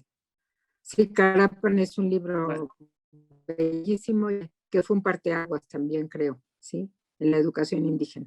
Sí, bueno, gracias a usted por la invitación, me da mucho gusto verla. Gracias a mí también, aunque sea por Zoom. Sí, aunque sea por Zoom, sí. Sí, no sé si haya preguntas. Yo creo que... Pasamos a las preguntas, doctora. A ver cuántas nos dan que sí. Oportunidad. Pues ya no muchas porque está muy extenso ya. Así es, bueno. La licenciada Rebeca Fernández pregunta, doctora Loyo, desde un contexto actual, bien podría decirse que Vasconcelos se encargó de eliminar las lenguas originarias, pero no podemos analizar el pasado con los ojos del presente. En este sentido, ¿quiénes objetaron la política educativa de Vasconcelos en miras de conservar las lenguas maternas? Bueno, fundamentalmente Gamio, podríamos decir, Manuel Gamio, este antropólogo que escribe este extraordinario libro de Forjando Patria, estaba a favor de la castellanización, pero también la conservación de las lenguas indígenas. Y bueno, hubo muchos otros en el Congreso de Pátzcuaro, que tampoco tuve tiempo ya de referirme a él. En el Congreso de Pátzcuaro hay varios estudiosos, varios antropólogos mexicanos que están, por supuesto, a favor de la conservación de los idiomas maternos de las etnias. Y ahí se decide, en el Congreso Indigenista de Pátzcuaro, se deciden por la educación, lo que ya se había intentado durante el cardenismo. En el cardenismo, les digo, desafortunadamente lo dejé fuera porque el tiempo se vino encima, pero en el cardenismo hubo un intento muy grande tanto de rescate de las lenguas indígenas como de establecer una educación bilingüe. Habría que enseñar el castellano, pero había que enseñarlo por medio de la lengua materna, y había que conservar las lenguas maternas. Y a esa conclusión llegan todos los países de América Latina, no de América Latina, Estados Unidos y América Latina llegan a esa conclusión en el Congreso Indigenista de Pátzcuaro de 1940. Luis Chávez Orozco, por ejemplo, es otro personaje que defiende las lenguas indígenas, la castellanización, digo, el bilingüismo, porque ninguno de ellos estaba a favor de que no aprendieran el español. El español era muy importante para asimilarlos, para incorporarlos, ¿sí? Hay una política de incorporación que es asimilar a los indios, haciendo caso omiso de todos sus valores culturales y fundamentalmente negándoles el empleo de su lengua materna. Y la otra política, que es la política de integración, que se va dando paulatinamente cuando van reconociendo los errores que se están cometiendo con la educación en el campo, con la educación rural, que es integrarlos, es decir, respetar sus costumbres. El mismo Moisés Sáenz cambia de postura y dice, para integrar a México hay que hacer más mexicano al indio y más indio al mexicano. Tiene que ser un camino de ida y vuelta. Tenemos que aceptar sus valores, sus costumbres y su lengua, ¿sí? Entonces, desde luego hubo muchos opositores, incluso en su momento, pero triunfó la política de castellanización directa y de eliminar las lenguas indígenas hasta los años 30, que empieza paulatinamente a cambiar la política y finalmente a finales de los 30, en 1940, ya hay un consenso americano, les digo, de respetar las lenguas indígenas, pero enseñar también las lenguas, bueno, el castellano o el inglés, ¿no? En el caso de Estados Unidos, ¿sí? No sé si esto contesta su pregunta. Vamos en otra. De Fausto Solís. Pretendían cambiar la herencia cultural de siglos en una generación. Esto copiando lo hecho en países nórdicos y Estados Unidos. ¿Considera usted superado ese comportamiento provinciano de México con respecto a la metrópoli? Se refiere a Europa y Estados Unidos. Bueno, esta es una pregunta difícil de contestar. Yo creo que hemos ganado mucho terreno o los indios han ganado mucho terreno, ¿sí? Y creo que sí hemos superado un poco esto. Recuerden que México ya es un país multiétnico, multicultural. Sí se respetan ya las lenguas indígenas, incluso ya hay libros de texto en lenguas indígenas, se respetan todos sus valores, bueno, por lo menos en teoría, ¿verdad? Digo, no sé, ya en la práctica cotidiana puede ser otra cosa, pero en la Constitución ya hay un respeto por el indio, por sus costumbres, por los indios. Sí, ya no se habla del indio como algo genérico, sino de todos los grupos étnicos que hay en la República. Se respetan las lenguas y se considera que México es un país multiétnico, multicultural, ¿sí? Entonces yo creo que sí hemos superado un poco eso. En Estados Unidos no sé, pero yo acabo de leer un artículo no sé si era del New York Times o del Washington Post, donde todavía hablan de los internados de indios hoy en día, y todavía los indios, pues sí, están sufriendo una desindianización, digamos, ¿no? Quizá no es general en todo Estados Unidos, pero en algunas localidades todavía existe, ¿sí? Esto es muy, muy reciente. No sé si esto es suficiente, porque no podría yo decir algo más. Bien. Del doctor Raúl Rojas. Doctora, ¿cómo los intereses de la Iglesia Católica durante el conflicto religioso influyeron en las escuelas rurales federales? Hace un tiempo leí un artículo de Juan B. Alfonseca Giner de los Ríos sobre los casos de Texcoco y Chalco durante la década de 1923 a 1933. En ese sentido, ¿hay más casos en otros lados? Muchas gracias por su atención. Sí, por supuesto que hay más casos. No conozco este artículo, conozco otros artículos del doctor Giner de los Ríos, muy buenos. Este no lo conozco, pero desde luego que sí, el conflicto religioso afectó muchísimo a las escuelas rurales, ¿no? Y a las escuelas privadas, desde luego, ¿no? Y ustedes ya tuvieron una exposición de la doctora Torres Septién al respecto. Las escuelas privadas cerraron, se convirtieron muchas en clandestinos, pero desde luego las escuelas rurales también. Recuerden que la población mexicana era eminentemente católica, ¿sí? Entonces muchos padres, desde luego, cuando vino el conflicto religioso, retiraron a sus padres perdón, a sus hijos de las escuelas rurales tuvieron que cerrar por falta de alumnos. Desde luego que el conflicto religioso afectó muchísimo a la educación, ¿sí? Las misiones culturales, por ejemplo, se les prohibió la entrada a los estados, por ejemplo, en Guanajuato, en Michoacán, se tuvieron poca acogida a las escuelas, las misiones culturales en estos años, específicamente por el conflicto religioso, ¿no? Y en años posteriores también por la memoria que quedaba del conflicto religioso. Entonces, fueron muy afectadas las escuelas rurales y los maestros desde entonces, y bueno, toda esta persecución que hubo también en el cardenismo, para algunos autores es como una segunda cristiada, ¿sí? Son grupos que quedaron levantados en armas o que los sinarquistas, en fin, grupos muy conservadores que todavía están en contra de los maestros, no nada más por cuestiones económicas, sino por cuestiones ideológicas, porque los maestros, como les dije, tienen una prédica contra la religión, ¿sí? A ver si tenemos una pregunta más, doctora.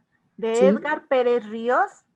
¿Existen datos que ayuden a comprender de manera general qué factores contribuyeron a que en algunas comunidades se instauraran escuelas y en otras no? Hay muchos casos de comunidades que lograron permanecer al margen de las escuelas hasta finales del siglo XX. Bueno, no sabría, digo, quizá revisando las estadísticas y, bueno, los boletines, las noticias estadísticas de la Secretaría de Educación Pública, todos estos informes oficiales, podríamos tener alguna visión de por qué no se establecieron escuelas, pero realmente la realidad solamente la sabríamos haciendo estudios locales, ¿sí? Estudios de los pueblos que no tuvieron escuelas que no han tenido escuelas en el día de hoy. Tendríamos que hacer estudios locales, porque como les dije, las diversidades son muchísimas, no podríamos establecer una causa general. Habría que estudiar caso por caso, lo cual es prácticamente imposible, pero quizá los informes, la Secretaría de Educación, sobre todo en estos años de 20 a 40, tiene una cantidad de información extraordinaria, tanto en publicaciones oficiales, porque publican muchísimas memorias, boletines, noticias, estadísticas, libros monográficos, sobre todo en los años de calles. Las publicaciones son de verdad copiosísimas, ¿no? Y la información es abundantísima, uno se pierde en tanta información. Y además, pues material de archivo de la Secretaría de Educación Pública, de la AGN, del archivo del Fideicomiso Plutarco Elías Calles Torreblanca, del archivo de la universidad para años anteriores, cuando la universidad dependía de la Secretaría de Educación. En fin, habría que hacer un estudio muy minucioso. Sí, yo no podría ahorita señalar una causa o lugares determinados, ¿no? Esto sí requiere mucho trabajo, mucha investigación. Doctora, tenemos muchísimas preguntas. No sé si quiera contestar alguna otra. Si quiere un par de preguntas más, todavía tengo tiempo. Muy bien. Por ejemplo, tenemos a Raquel Díaz. ¿Por qué algunas autoridades locales prohibían las escuelas para adultos por la tarde? Bueno, yo no tengo noticia de autoridades locales. Digo, sí, como les digo, la diversidad es tal que pues es muy posible que así haya sido, pero no entiendo por qué, digo, no sabría decir la causa, ni sabía yo que las prohibían las autoridades. Pienso que las podrían prohibir en general, porque como les digo, las escuelas concientizaban a los trabajadores, les enseñaban cosas que muchas veces eran perjudiciales para su trabajo, o sea, perjudiciales en el sentido de que los concientizaban de la explotación de que eran víctimas o les hacían ver sus derechos, les enseñaban a leer y a escribir las escuelas vespertinas, y pues esto es un arma de liberación definitivamente. Esto podría ser una de las causas por las que les prohibieran asistir a la escuela, pero bueno, esta sería la causa, ¿no? No podría yo encontrar otra. O pero solamente en la tarde. Sí, digo, bueno, porque son escuelas nocturnas las de los trabajadores generalmente iban a la escuela acabando sus trabajos, ¿no? pero bueno, no tenían ningún derecho a prohibírselos ni veo por qué, ¿no? Solamente que fuera esa la razón, no les convenía tener trabajadores ilustrados, digamos, ¿no? Bueno, pues creo que con esto concluimos. No sé si la doctora Vázquez quiere hacer algún comentario. No, yo creo que es suficiente, que estuvo muy interesante la conferencia en Gracia y que le agradecemos mucho haber participado y creo que realmente merecía mucho tiempo. Por eso le agradecemos que haya podido sintetizarlo a pesar de que Pues, se extendió bastante, porque es un tema pues, muy complicado pues no, y realmente se ha hecho una buena investigación. no hice lo que yo hubiera querido, porque como le digo, sí dejé el hueco de la educación específicamente para los indígenas y el cambio que hubo, pero bueno, el tiempo se vino encima, sí, Pero hiciste definitivamente. una buena síntesis. Bueno, Yo creo que quedó muy claro. bueno, qué bueno, me da gusto y le agradezco a usted, como hice al principio, pero no estaba, le agradezco mucho la invitación y bueno, usted sabe que para mí haber pertenecido al seminario pues ha sido una parte muy significativa de mi vida y se lo agradezco mucho. Y yo a ese seminario le tengo mucho cariño. Después Está de todo, fueron correspondida. muchos años de intercambio muy productivo. Pues para Muchas nosotros gracias, también. gracias. Gracias, Josefina. Muchas gracias por su participación. No, gracias, Catalina, a ustedes y también a Adolfo por su ayuda. Sin ustedes, pues no hubiera podido hacer nada, la verdad. Les agradezco muchísimo su esfuerzo. Les agradecemos a todos los que se conectaron. Los esperamos en la siguiente sesión, que será el 7 de septiembre, con la conferencia a cargo de nuestro director, el doctor Javier García Diego. Muchas gracias por la asistencia de todos.